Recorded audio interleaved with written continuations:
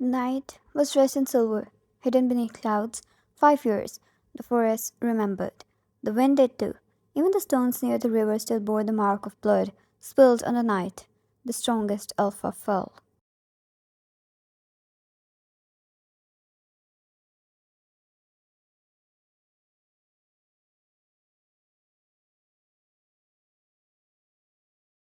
They exiled him. Their king, their protector, branded traitor by those who feared him more than they respected him. Jungkook, once the apex of strength and order, had vanished into the outer lands, a ghost swallowed by the curse of betrayal and war.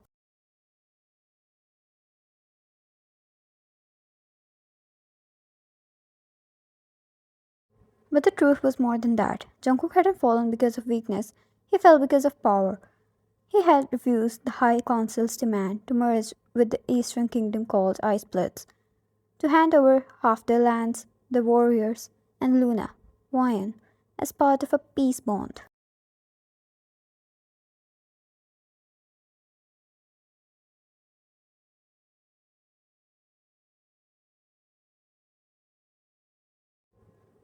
He stood in the center of the war chamber that night and snarled. JK, you asked me to give up my people like cattle, my mate like she's currency, and if this is how you govern, then you're no kings, you're cowards in robes.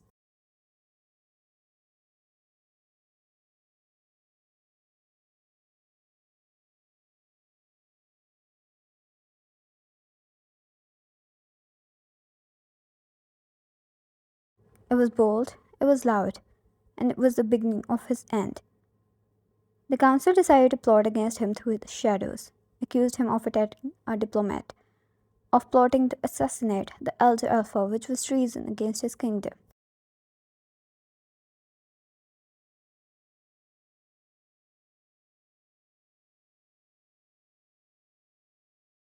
Court lies crafted well into proofs against him. It was clean way to get rid of him, painless. Jungkook didn't defend himself because the second they dragged Wine into it, he knew if he resisted, they'd destroy her.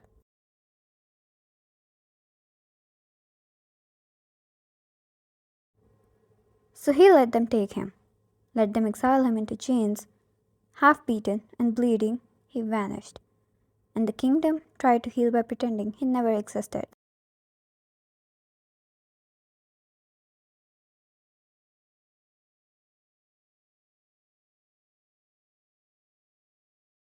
But Wine never forgot, and yet time passed. The elders grew desperate, the kingdom unstable, and now they were marrying her off to the very alpha Jungkook had refused to kneel to, the Ice Blood Prince, Ron.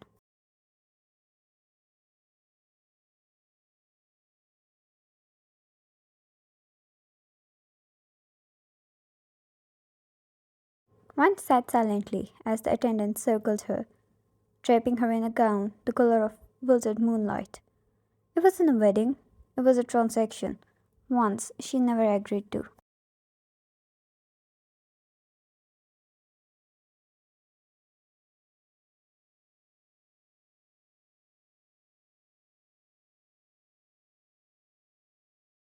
Lady Nuna, one attendant whispered, fastening silver cuffs around her wrists. You look divine. He's lucky to have you. Wine. He's not having me. It's called trading.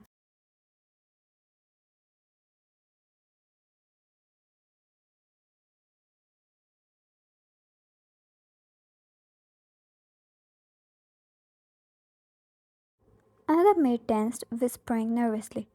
You must not say such words aloud. Prince Yuan stepped in minutes later, clad in pale grey robes that mirrored his kingdom icy terrain. His smirk was soft but calculated.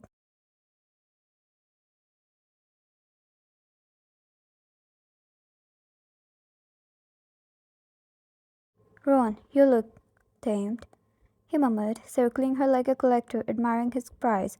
Wine, you look like a wolf who's never bled in a real fight. And it was true. He was someone who always stood behind his warriors.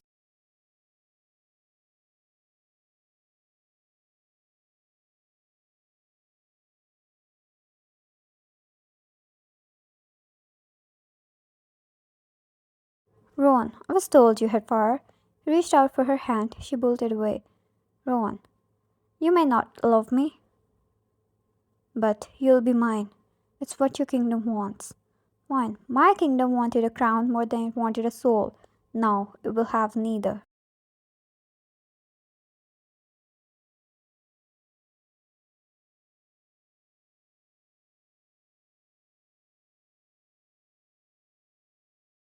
Then the border shattered. Not cracked, not breached, shattered. Wolves from the outer lands poured in feral, massive eyes, burning cold. But they didn't attack the civilians. They didn't bite.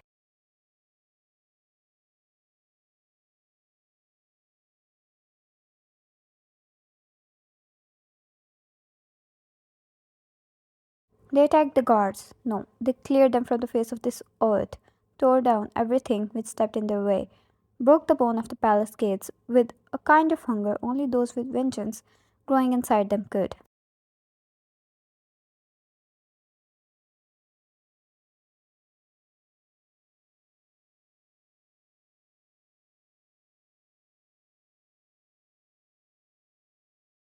The bells of peace and treaty turned into sirens. The eastern elf Rohan tried to flee like a coward he was. His men abandoned him before he could even shift.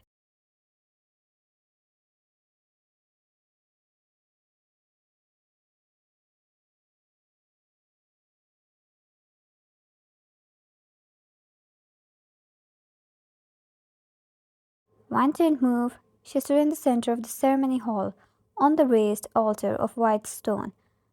The moonlight broke through the skylight and bathed her in silver.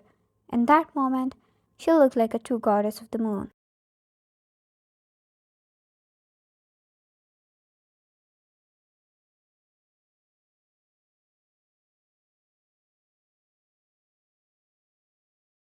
The chaos around her blurred, her body didn't react, but her soul did.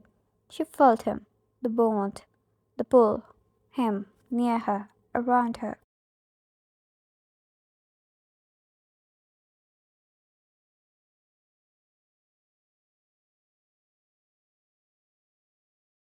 The doors burst and he walked in. No crown, no robe, no signs of mercy. John Jungkook, the exiled elfer, stormed into the room with a silence that thundered. His coat was black leather, wet with blood. His boots clicked against the marble.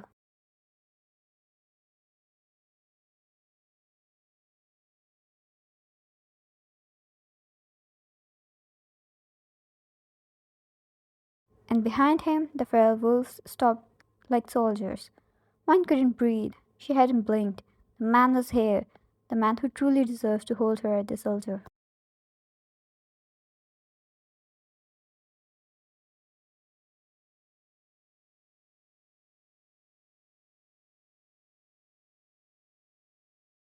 His eyes locked with hers, and it was as if the world would crumble. But if she reached out for him, he'd still fall to his knees for her.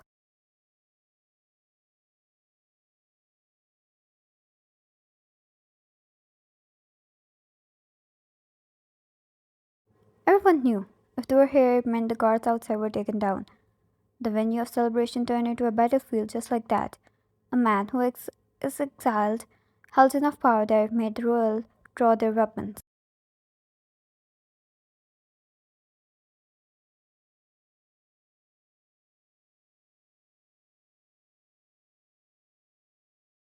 Prince Ron barked, stepping forward. Ron, you're a traitor, an outlaw. You belong in chains. Jungkook, this is my kingdom.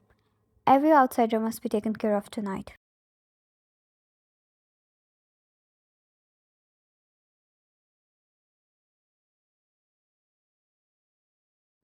Ron, your kingdom? You're exiled for treason. You'll not be accepted here. JK, by who? When no one will be left to object. He smirked. A kind of smirk which didn't reach his eyes. It had flames emerge from vengeance.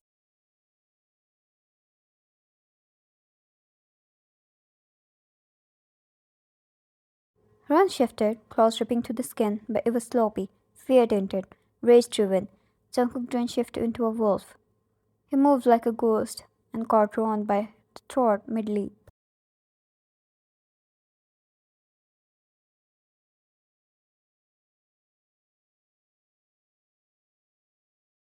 Jungkook, you wanted my mate, but you never had the spine to take her. And with one twist, bones shattered. Jungkook was not just a king, he was a warrior.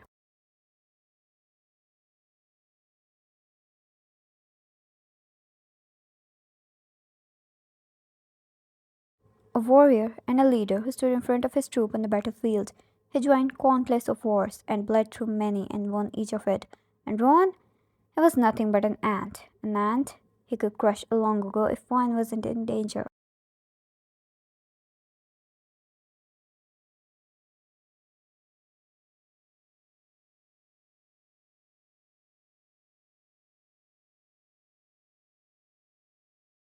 Ron was on his knees, blood spilling out of his mouth, a hole in his stomach before he fell on the ground.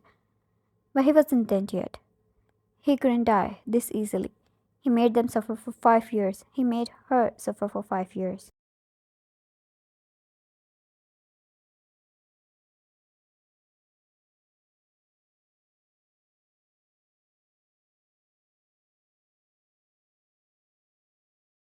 The other soldiers which belonged to Jungkook barged in. The blood spilled everywhere they went, whether it was royalty or a commoner. If they were against them, tonight was their last moon sighting.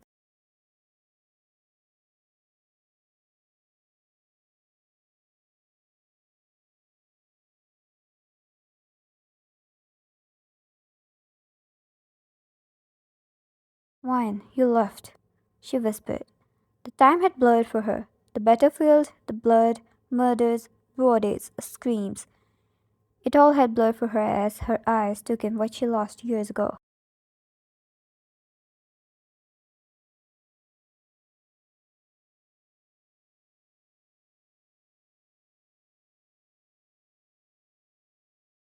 Jungkook's eyes shifted to Won. He stepped near her, lowering his forehead against hers. The blood on him stained her gown. She didn't care. Jungkook, and I'm back, and nothing is going to keep you away from me.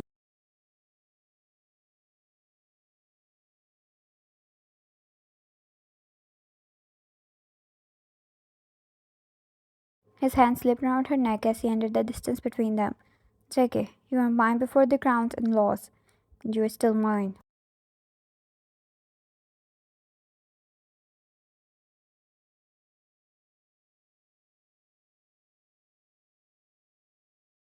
She gripped his coat, whispered against his lips, then take me home.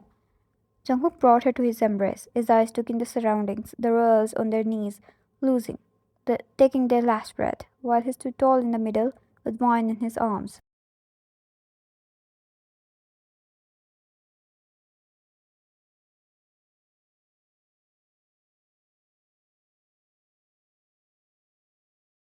The tables had turned. They didn't kill him that night, but he had no ounce of mercy in him.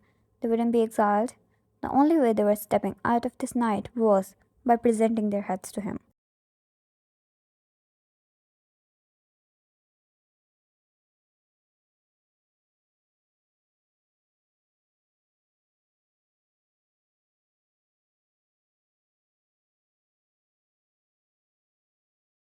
And then the swords stopped clashing. The screams died. The silence spread. Jungkook had won, and his soldiers, they yelled in victory. Their alpha had the Luna in his arms. The war was over. It was the yell of victory and triumph.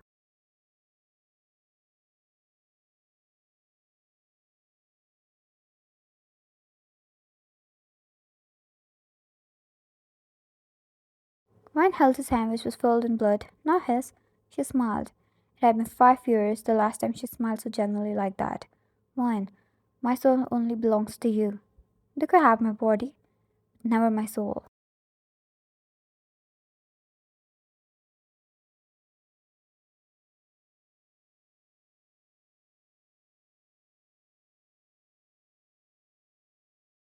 Jungkook held her chin and made her look up at him. His grip was so light and respectful, just exactly how a tree is supposed to be treated. Jungkook, your body, your soul, every part of you belongs to me and only me.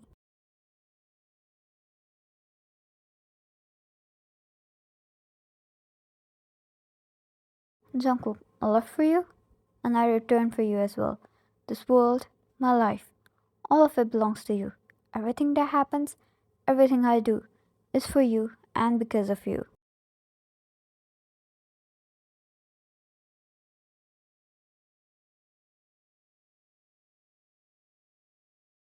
Man didn't know where he went through all these years. He was thrown out with nothing, and he returned with an army of soldiers.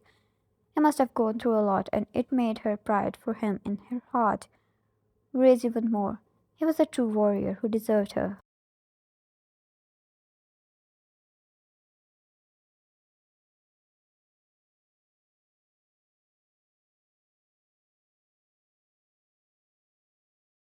And now that the tainted hell was down, a new kingdom was to be reborn here.